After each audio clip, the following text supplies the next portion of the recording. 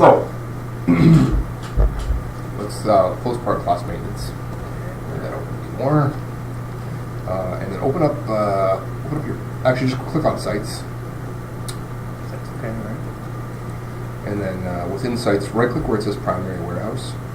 Open with. Right. So this is where we're going to set up our warehouses that we use in the system. If you click on warehouse, some of them are already set up. Do a search. There's our three. So select all. Okay.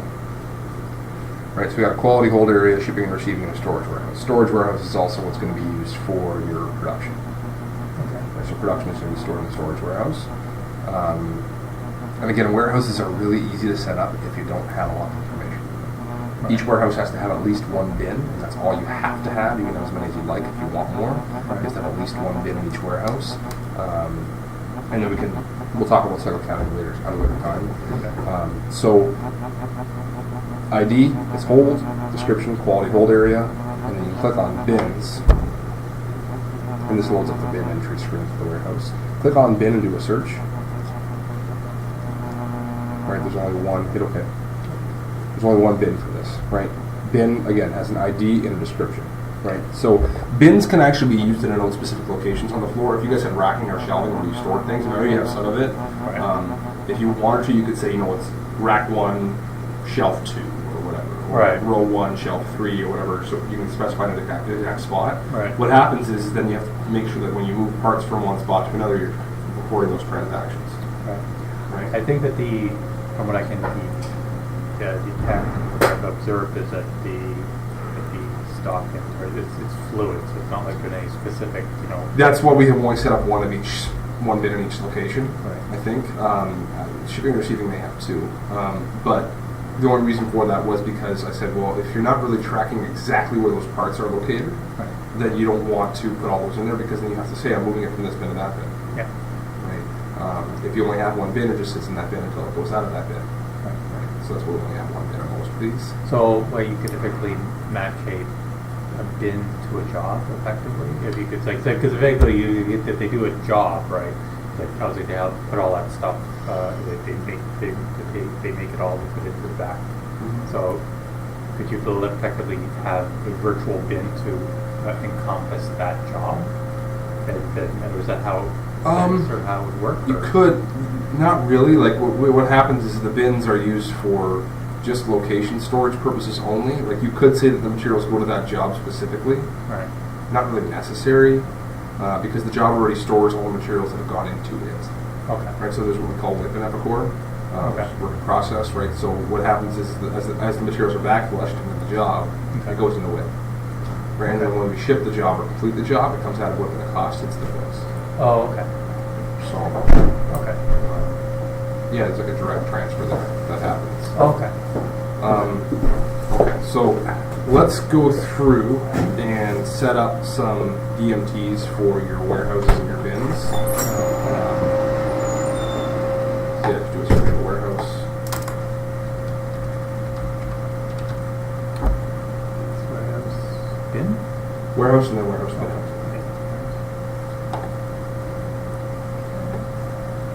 So company, warehouse code, description as well. You guys don't have different locations physically for your warehouses. If you did, you could put them in there, but you don't, so that's all you're going to really need to think. Yeah, that's it. Your template would be a really simple one. It's warehouse. Yep. You get record, right? Yeah. See if it's going okay. Good. I didn't see the red little dot there. So. Yeah. Close that, and you can open up the Excel file.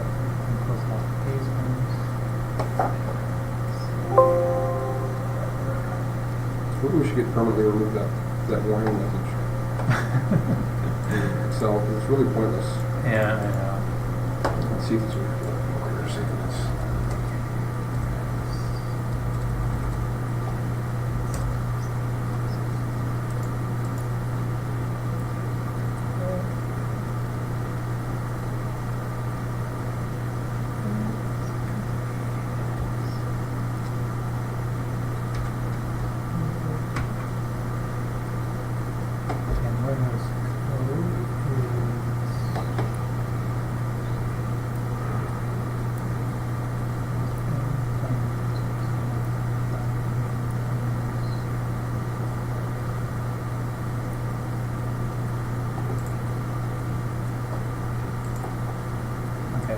pencils we do? All three, yeah. Okay. Put all three in there. Oh, you just select all you can copy. Oh.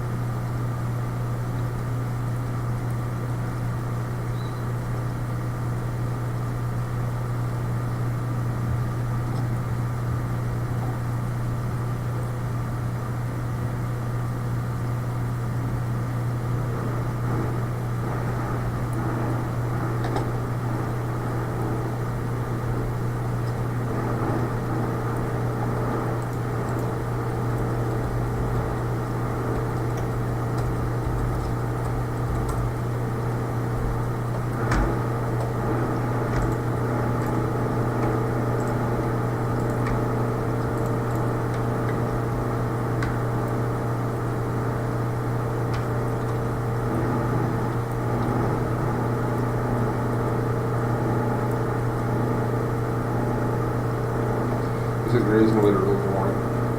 No? So actually putting a bit of BBA in the background, remove all warnings from saving, which you don't want to do. Because then it removes the save as warnings as well when you forgot to save. There you go.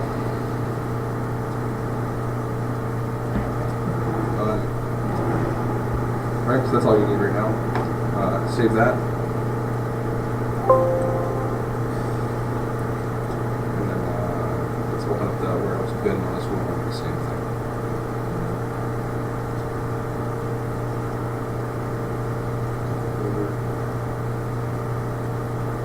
So bin number, description, which is all fine, dandy, warehouse code, company bin number, description, I think that's all we're going to need. That's warehouse bin.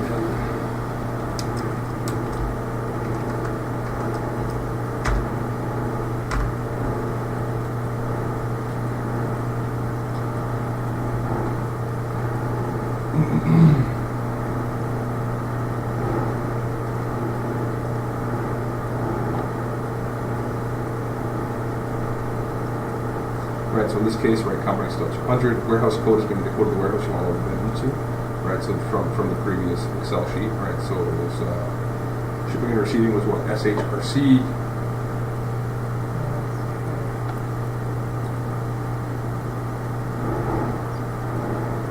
So those are your three locations. Do a quick search within Epicor to see if you've set up multiple bins already for some of these. Because there could be some that have multiple bins that we just haven't seen.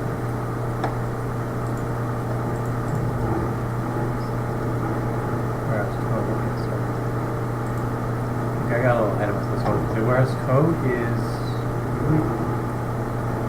the description, or is it the SR? Is it these ones here? So the warehouse code, hold SHRC, and store, those are your codes. Yeah. Like one of the warehouse bin and a warehouse code.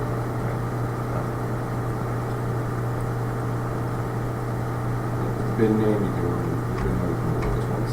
Alright, so let's go back into Epicor and see what they've numbered the bins. So under warehouse maintenance, or under warehouse bin maintenance, click on bin, do a search. So the bin for this is QA hold, is the bin ID, Right. and suspect part area is what it's called. Right, so that's one of them. So you just go back to hit OK. Just go back to the Excel sheet, then The number is there's QA hold. Suspect part area.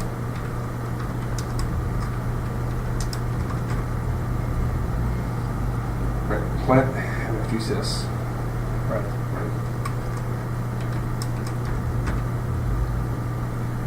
And then go back to Epicor. Let's check what was set up for this one. I think there may be two bins that should be up to. Maybe. So warehouse bin maintenance. Select the different warehouse at the top. Then do a bin search again. Only one called main. And that'll be the exact same thing that's under storage. So there'll be two bin numbers called main under each of those.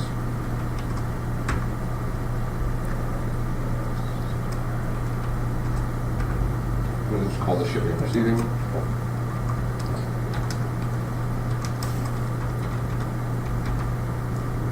Just call this storage.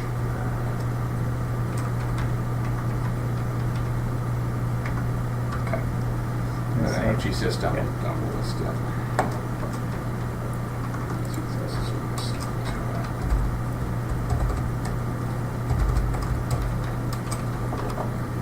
Alright, so that's done. Save that. Okay, so close this now. And close this one too. The other one save.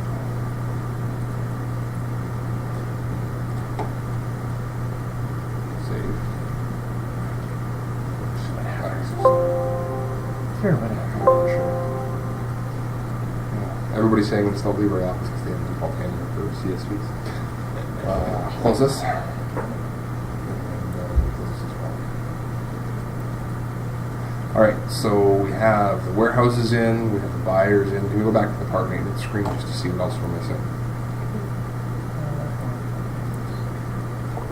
The warehouses, we got buyers.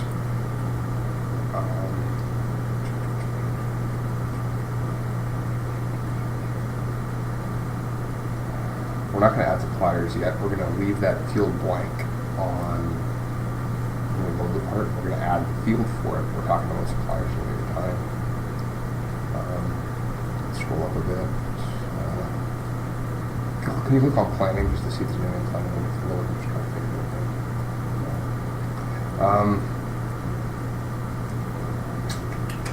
That's it. Fairly certain that's it. We can go apart. All this for the writing. So We got to build a playlist now? no, now we're going to build a DMT to load apart. And after that's done, we'll build a playlist that culminates to loading apart.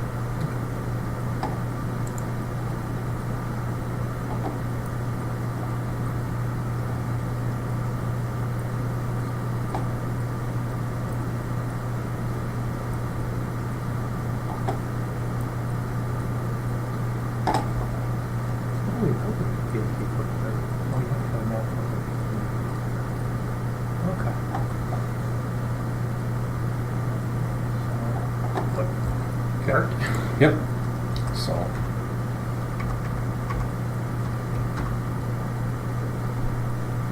Alright, and then not part, you're going to load part combined. Just scroll down a bit. Alright. So, template builder, yeah. There is a ton of data in this one. So we're going to scroll through and then talk through some of the things, right? So let's look at it here. Part description. Part description, yeah. Class ID. Right, so that's the inventory class. Unit price? Nope, we're not talking unit price. Non-stock. Type code. IUNMP1. Load search word as well. Right at the top. Prod code. Scrolling a little bit. Cost method. Scrolling down.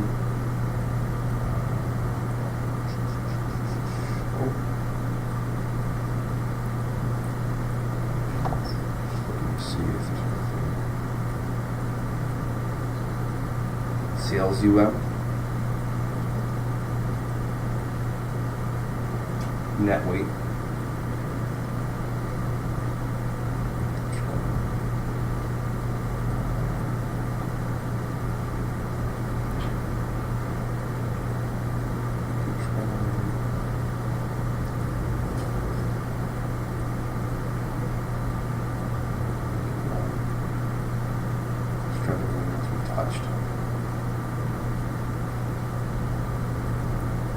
I think we got most of it. This is a lot of data back here. Yeah, no, I was playing around with the part. Net weight UOM.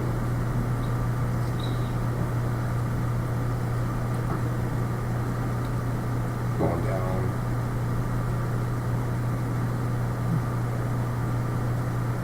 Let's keep scrolling. Keep scrolling.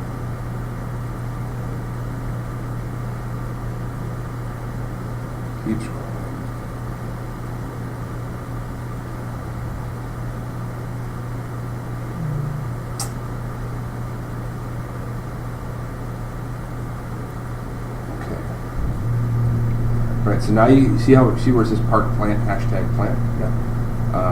The reason that is secondary table. Right, exactly. So that's what we did the combined table, so that we can load some of this stuff. Right. Let's see here. Minimum quantity, maximum quantity, and safety quantity. Right. Minimum order quantity, lead time, vendor number, Backflush. backflush, yeah. Manufacturing lot size, minimum manufacturing lot size, multiple manufacturing, and lot multiple. Don't need days supply right now. No. Scroll down.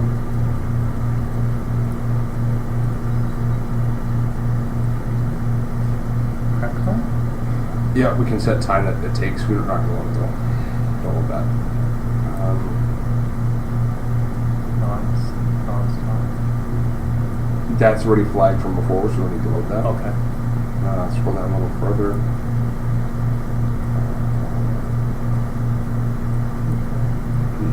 Kid stuff. Scrolling.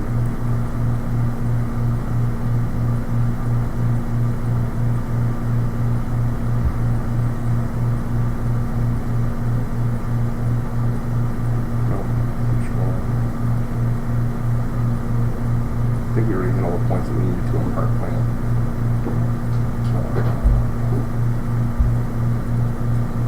Keep scrolling down, yeah. Keep going. All this stuff is not necessary. There's part warehouse now. We don't need to load part warehouse because we already have all this information in part plant, and we only have one warehouse. So all part warehouse code is going to be, if it was checked off, it's going to be required. Okay. Just scroll down. What's that other one? Part F. Okay, so revision number may be necessary for some of our parts, so we'll load that here. We'll have one revision for the part. Revision description, we'll load that as well. That description, yeah. And there should be a group that's loading this, but maybe not. Actually, no, it's not. Approved.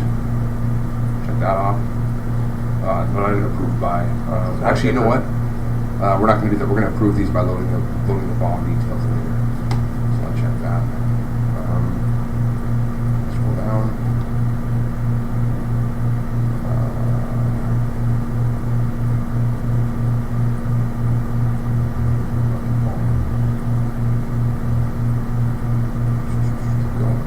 Probably loaded all the part of it. At the bottom. At the bottom? Yeah. Okay, perfect. You create a template and see what this looks like. It's called part combined, actually, sorry. Just want to put my direct sure that's where we're at.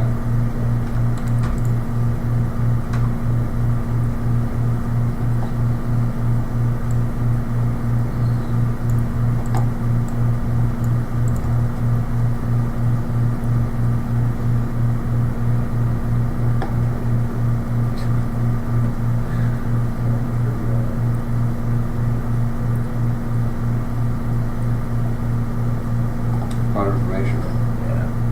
Let's put a couple parts in here ourselves. So, check this one here. Part number. We'll just do a demo part for now, call this resin 2. And then we'll do one part that's not a resin, we'll do part that's actually final part. Search words. So search words are an 8-character word that you can use to search for this part of the system. Okay. Right. For example, all your resins might actually not be part number resin 2, it might actually be part number K0468, whatever. Right? And then your search word might be resin. Right? So we can search for resin, and then resin pops up. Right. Right? For test purposes. Part description. What is this part? That's your full description of the part. And I like to move these around a little bit just so they make more sense. For example, class ID, there's no point having class ID here, right? That comes a little later. If I want to put type codes of column H, move column H in front of column E. You can just right click on it and then cut and paste it in front of E.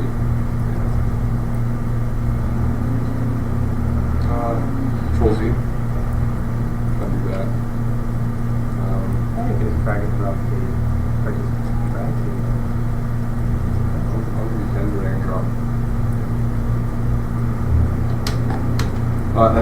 was. So cut it again. We'll go back to E. Right click. Don't hit paste. Oh, on E. Insert cut cells. Right, and then so the type code is M, P, or S for sales kit, manufactured or purchased. This is the purchase parts. This is going to be a P. Right. Again, class ID you can probably move over.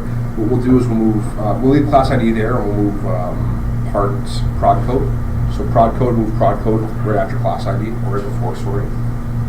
Before class ID. Right after type code. So click on F and insert it. You don't have to write it down. Yeah. So that's what the prod code will Well, go. didn't you say that the order of the columns makes no difference once you enter into it? Doesn't. This is more of a... This is just for ease of use and visualization later. Because when you add a new part, I'm trying to make this as close as possible as the same order as what you type in information with. Okay. So that way it makes more sense for somebody else perhaps or anything like that. Right. So yeah, it really doesn't matter. This just makes it easier. Okay. Right. For example, we're going to move the last thing we're going to do is sales cut that and paste it after P or before purchasing between internal and purchasing or right after J, right on J actually, and paste it there. Right, because this is the internal unit of measurement, the purchasing unit of measurement, the sales unit of measurement. I don't know why it's not IUM, PUM, SUM. Right. I think I know why. It's because SUM is sum, right, which means other things, right? Right. You can't use sum as a key in a SQL. Yeah. You can't title I don't know. So, all right. So product code. This is the code for the product. So this is where we go back to our product code list, find one of those codes, and dump on the product.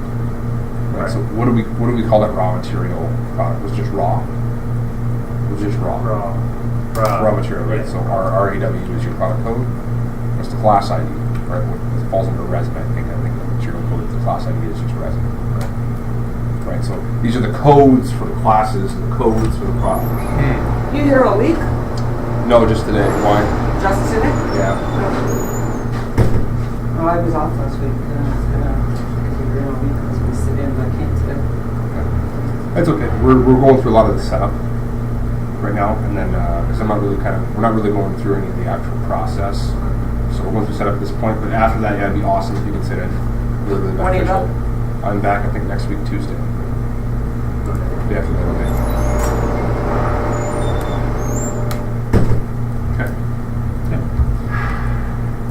All right. Unit measure. How do we purchase this? Right. Okay. Probably in pounds. Yeah. And I already saw that we missed something. Put it in there and let's go ahead and another column. I think it's just LB. Yeah. Purchase it in pounds, stock in pounds, sell it in pounds. What we didn't do is tell it what is our class for purchasing and selling. What's our UOM class? No, we didn't add that. So let's go back to our VMT tool. Scroll up all the way to the top. Actually, filter by the word class. You can put a star in front of it. Oh no, it didn't have to. UOM class ID. So just copy that title. And then dump that into Excel. So put that in before the units of measurement. So right after column G, in between H and G, add a new column. You want to insert on H. It's going to insert before. Yeah, insert a blank one and then dump that title in there.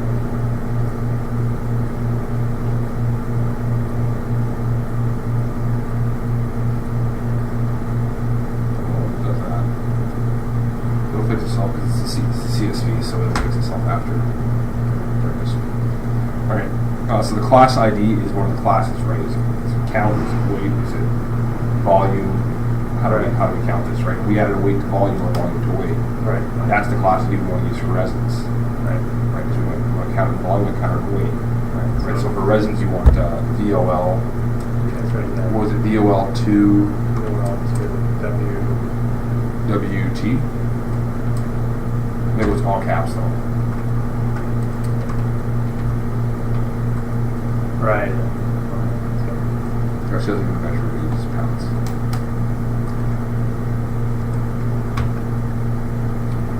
Non-stop, false.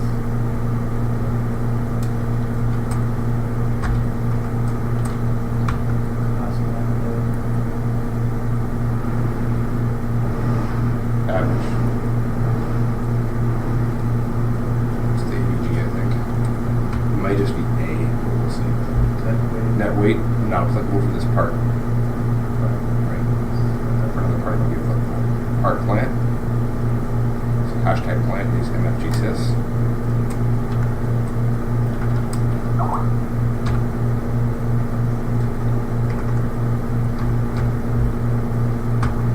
Right, and this is where we're getting our minimums and stuff. Right. What's our minimum on hand? What's our Right. So I think our minimum was 1,000. We said 1,000 right now. It's probably way too high, but Maximum was 5,000. yeah. Safety was, Is that safety? That's the question. Yeah. That was 500. And mortar, 500. Lead time. Right. Is your lead time, right? You know, any of the vendor information. If you don't have it, we don't fill it in. Backflush is true.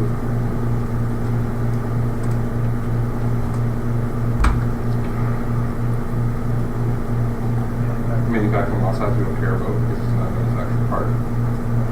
Neither do we care about manufacturing lot size or anything with manufacturing. What are the last couple there? Part that, right?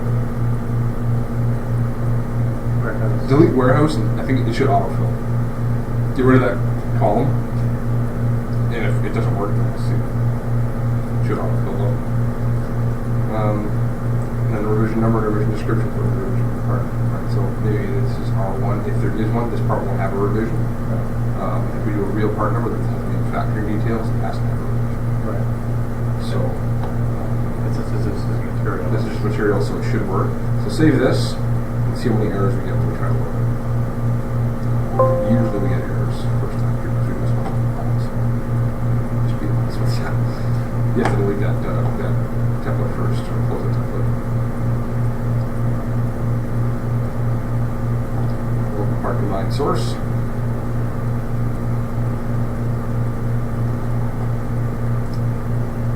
Process. Okay, invalid product group. Right, so obviously our product code there, raw, is not product group. So let's go find out what it is. Go to the detail tab. Where it says product group there, or which group, right, if you decide. Right click, open with. The search. We may not have loaded a product group table. We didn't. Right. So for now, let's just load this into one of the tables. Let's see. So it's just auto. Yeah, just load it as auto.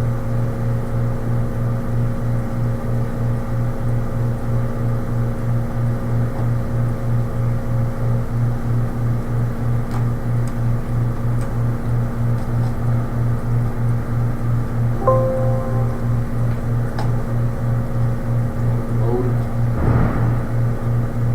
Try it.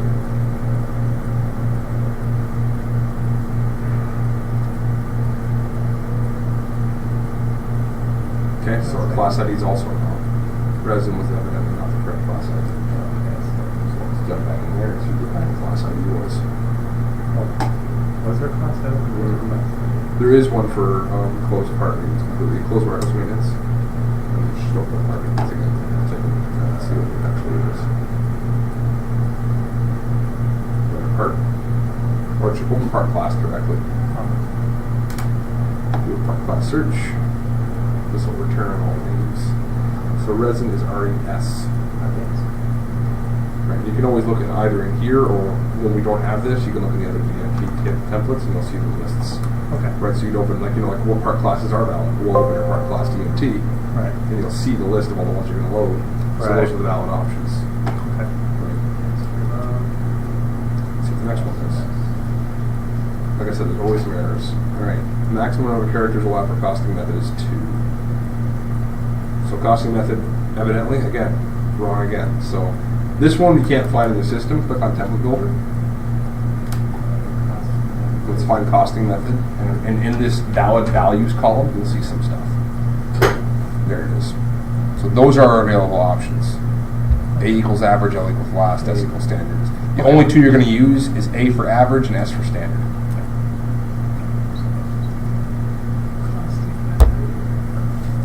Right there.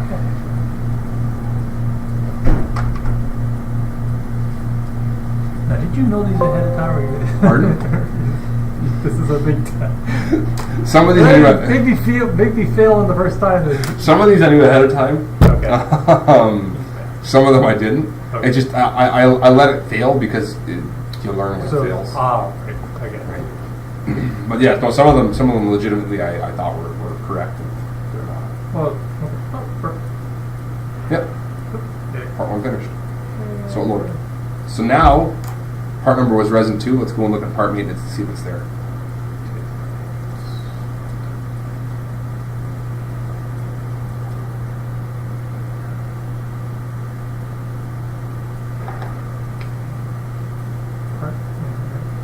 Search.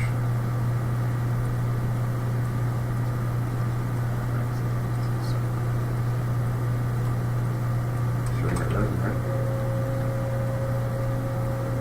Resin 2. Open it up. It's under automotive. The class is resin. Average. It's a stock item, not funded bearing. Click on the sites. 1,000, 5,500. Goes up, right? Cool. So that all loaded. We're not quite through yet. We haven't loaded the specific UOM conversion for this part. This one will have one. We have to go look for it anyway. So let's add a second line to your DMT just to add a fake manufactured part. So you have an example of both, and then you can Colby can work in and get our actual parts list. Right.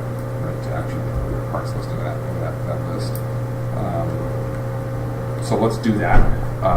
So let's minimize this. Minimize that. And go back to your Excel spreadsheet. Let's add another part. Right, so the benefit of having full Excel is you can put comments on these lines. Right, and say, hey, these are the valid values, these are the valid values. But you can't use it with a list with Excel. Right. Okay.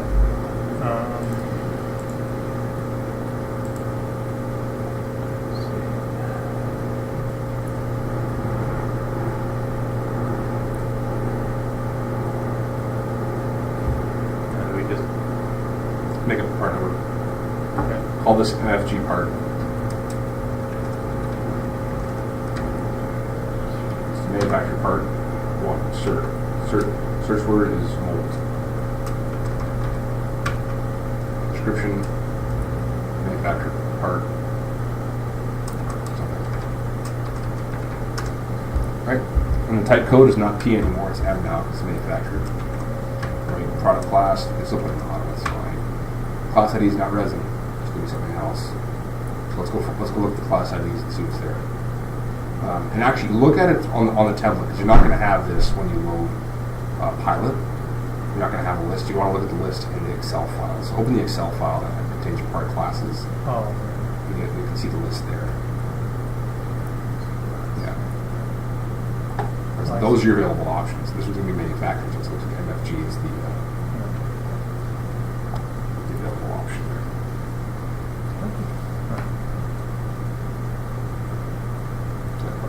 Yeah. Class ID is MFG. UM class count.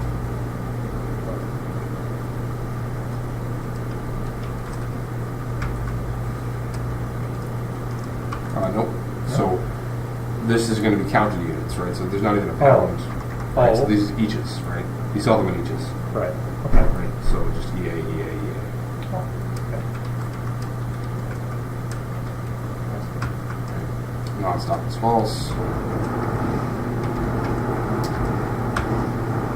cost of goods is average, so this one probably does have a net weight. So put a net weight in, just say it's 2 pounds. There's 2. I'm going to measure from net weight is pound. Jesus.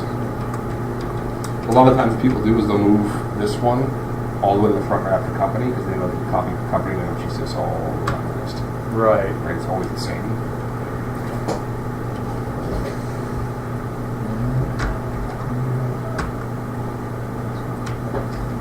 And you don't have to fill up in that quantity. You can leave them 0.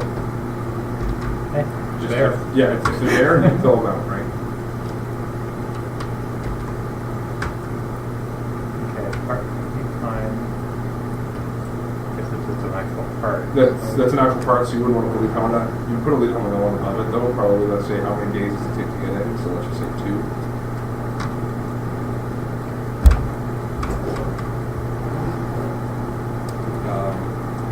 This one doesn't matter if it's backflushed or not.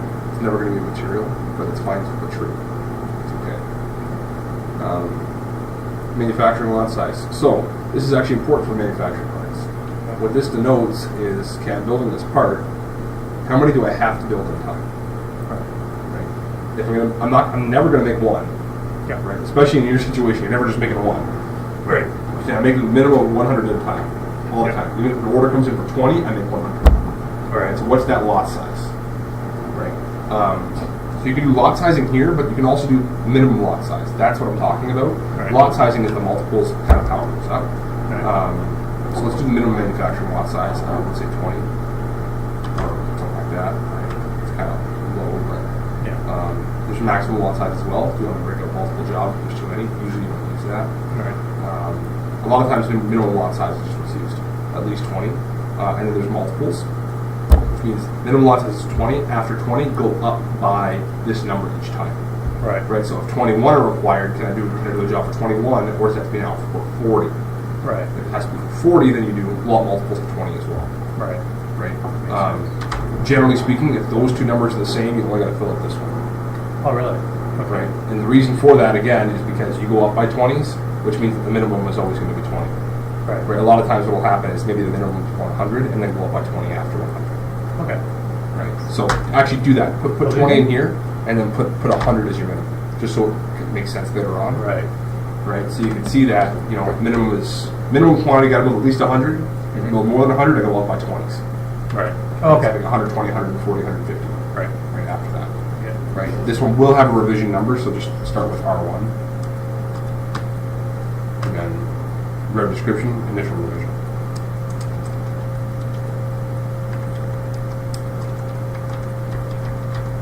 Save that and see what it holds.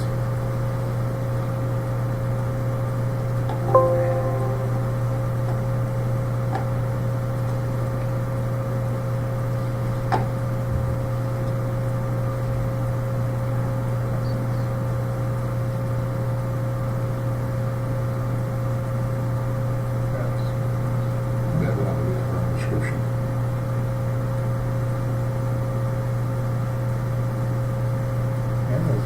Not required. Okay. I'll type it over. Type in the description of the project.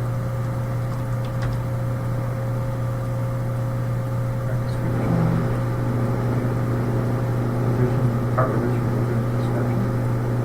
Is that what we have? Or is it rev short description? Is that the one we're looking for?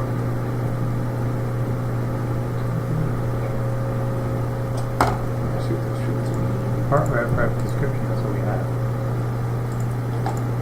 Check, add that short description on.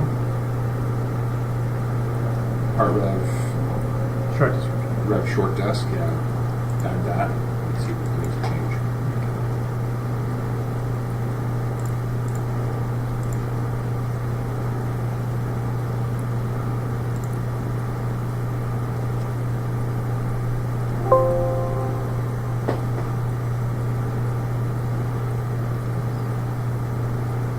No. Hit Control Z. You wanted to do insert Oh. and then paste. Did it insert first? Yeah. And then paste.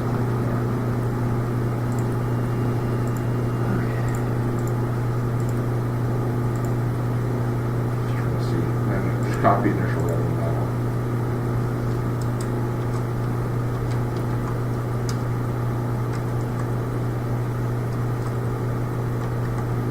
I think the short one's the only one.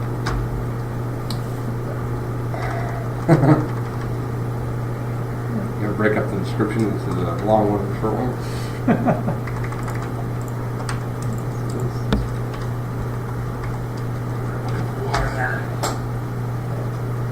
So we just delete the part rep description? Or is Yeah, it- delete it for now, and then we're gonna have to add it back if it doesn't work. This whole thing doesn't work, but we'll see.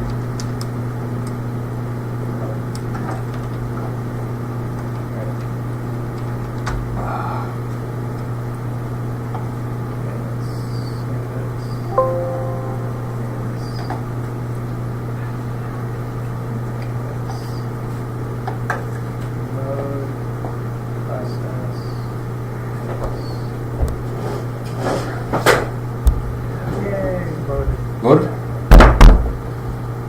There we go. So now we have the ability to load parts.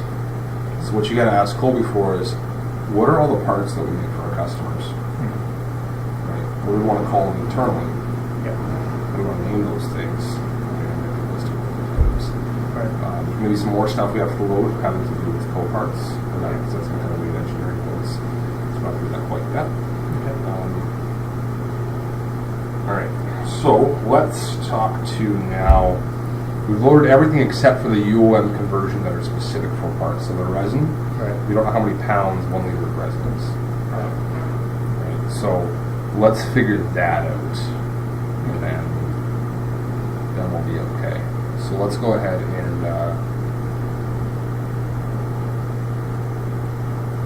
yeah, let's go ahead and load. So there's going to be a DMT called part UOM. Maybe one word.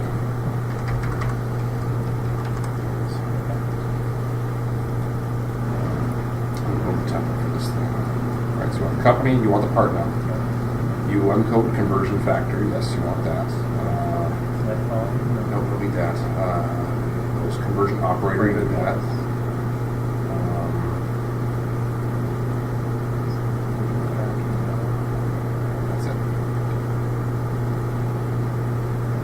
This part UOM.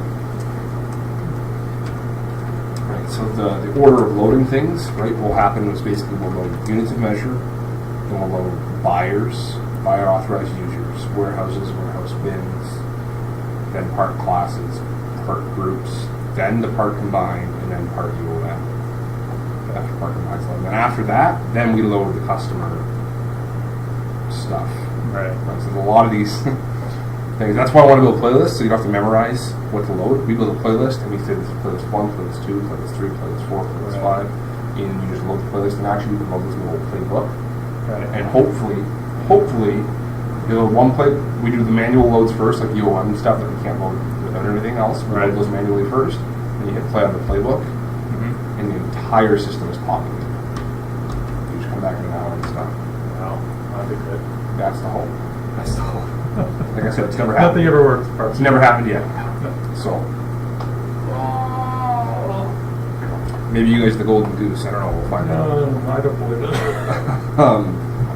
So part number, right? So this is going to be resin 2. Let's just load the conversion to resin 2. Right. UOM code. Do LB. So we're converting from pounds. You have to know the base one, the liters. Right. What's our base UOM for this? And actually our base UOM was pounds, which is fine. We'll just say pounds. Conversion factor is going to be, let's make one up.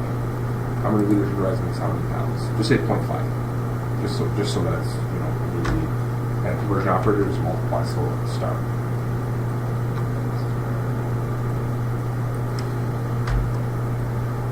Save that. And let's try to load it. This one's always fun. This one I'm not messing with you on. You probably have to use a couple times. So I'm surprised it worked properly the first time. Oh, I mean, So let's close back up. Open it up. Load it up and see if it runs. process. Okay, let's go check the part and see if it actually worked. Yeah, open up the resin part number in here. I'm sure you're looking at it right now. Click on details and more. Go to ULMs. Go to the list view. Oh, okay.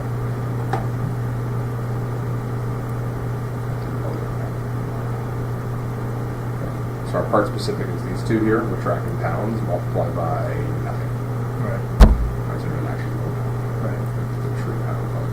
Isn't there a I hit refresh. Never mind. It's almost 2 o'clock. Time to sleep. Yeah. Good call. Refresh. Okay, so it did load. So it worked. Right, so you know that the multiply, so it's changing to liters. Right, so what do we have to do to get it 2 liters? Right, from pounds, 2 liters, what is the multiplication that has to happen? Right. Or division that has to happen. Right, so you have to have conversations about that for all the other resins. Right. Right, how much is how much in this resin, right? So how many pounds, how many liters of resin? Well, if we don't use liters, we use cubic inches, right? So for example, you can see the conversion from cubic inches to liters, right? So, for example, 1 liter equals 1,000 liters equals 1 cubic meter. Does that make sense? That makes no sense. Actually, it does. It does? Oh. When? Yeah, it's exactly 1,000. Because metric is all in tenths, right? Yep. So it would be 10 liters wide, 10 liters tall, and 10 liters. Oh, Right. So because 1 cubic liter is one cubic deciliter. Yeah. Right. So one liter is 1 cubic deciliter.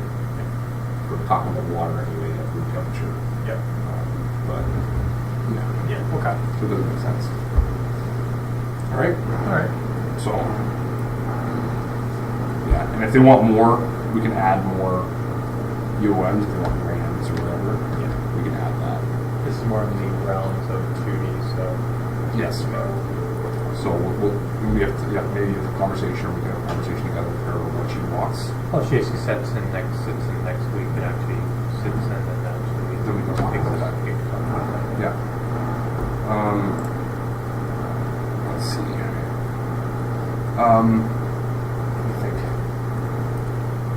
Note that your conversion factor for pounds is there. There's no conversion factor for kilograms. You have to load that one too. Right. If you want to load both, you have to load them manually, unfortunately. Mhm. So what I have seen people do is they have 2 part UOM Right. tables that they load, or they load 1 table and everything's duplicated. First line is pounds, second line is kilogram. Okay. Right. So if you want to load, for example, if you go back to that Excel sheet, this is recording. Just minimize that so you can see it better. Open that part UOM Excel sheet. Right. You just copy the entire line down, except the UOM code changes to kg, and the conversion factor changes to whatever it takes for kilograms too. Right? And then everything's duplicated. Okay. A lot of times what I've seen people do is, this is the final part this we're going to load, this is everything, this is it. Okay, now we just, because you can easily convert, whatever the calculation is to convert from pounds to kilograms. Right. Right, you do that conversion, you copy the entire list, you paste it again at the bottom, and just put kilograms in. The right conversions on. Okay. Right? So that's going to measure. We should be able to build a playlist now for these pieces. Okay. Yes. Let's try it. So get rid of that search on the menu. And on playlists.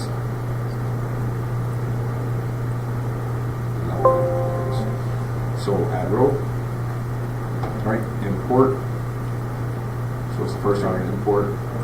No, and when you click on it, there's a hidden drop down. Right, of course. So we just have to do the product group. No, let's first load. Might not make sense right now, but let's first load UOM.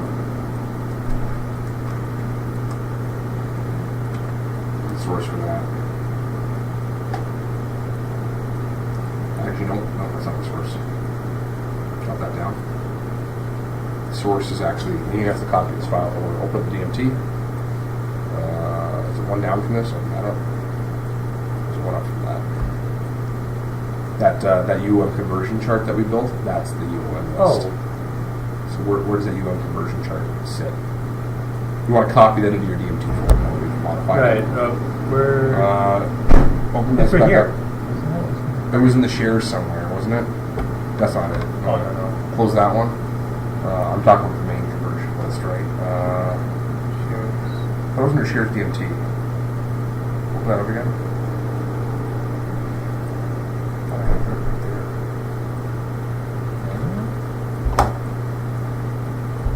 Might be under manual loading and put it there. Nope.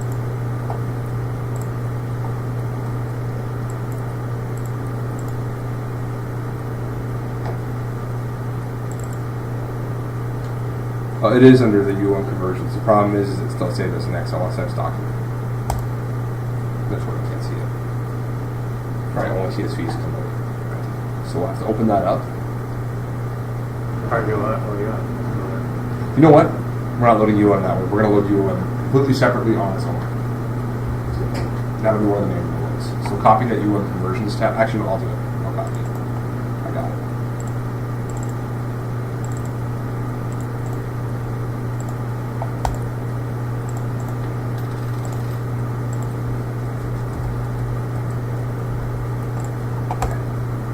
All right, so minimize this. Let's take a look at your lists here to see what you have. All right, so the first thing we're going to load from the list we just made is warehouse and warehouse bin. And buyer. Actually, we're going to load buyer authorized user, warehouse bin. That's what we're gonna do. So we killed this So- already? Yeah, so just replace that with buyer. Just double click on buyer and it should replace it. Okay. And then import buyer and do that. Just find buyer. Alright, and this one will be buyer authorized user. Because you just got to think about in what order do we want to load these items. Right. Right, so what order makes sense. Right, you load the buyer authorized user, you load the warehouse and the warehouse bin. Right. You load the part class and the product group. Right. And then the part and the part ULM.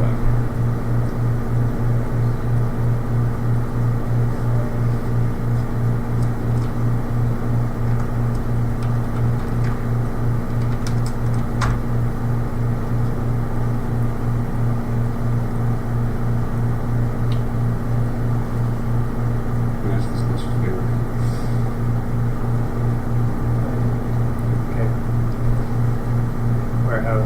Warehouse bin, product group,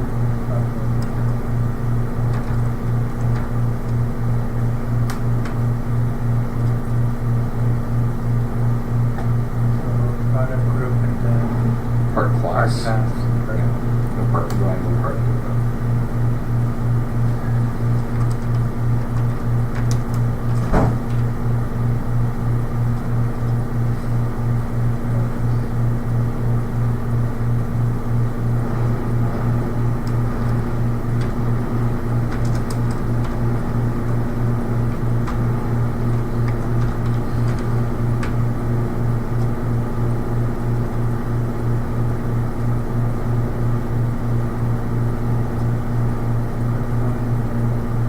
ULM. Or part ULM, sorry. All one. Here it is. Let's say playlist at the bottom. Give it a name, call it part playlist for now.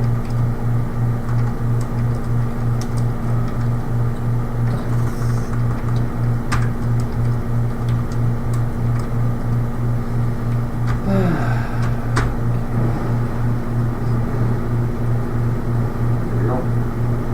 So, now that it's here, just open up the list back up. Hit run reports.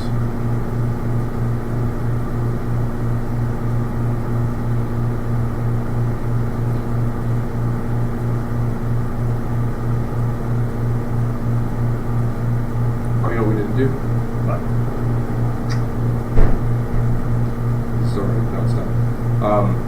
back to the system there.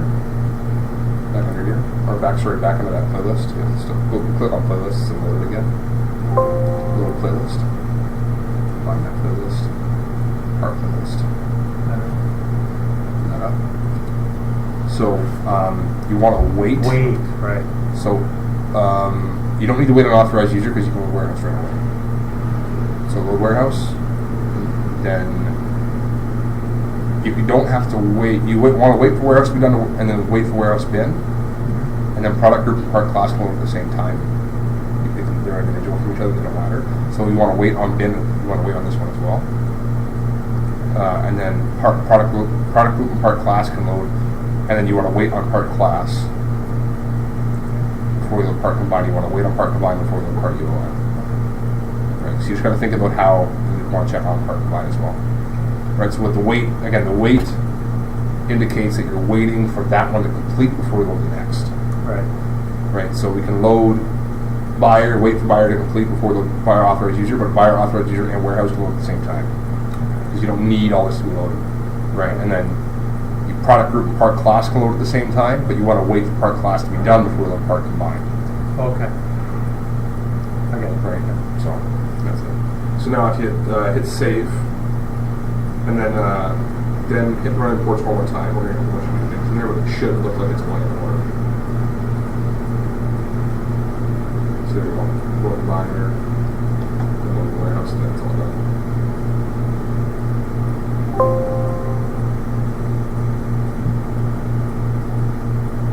Okay. It's trying to change the bin number, which makes sense. We can't do that. Which is fine. So just close all of those that are open right now.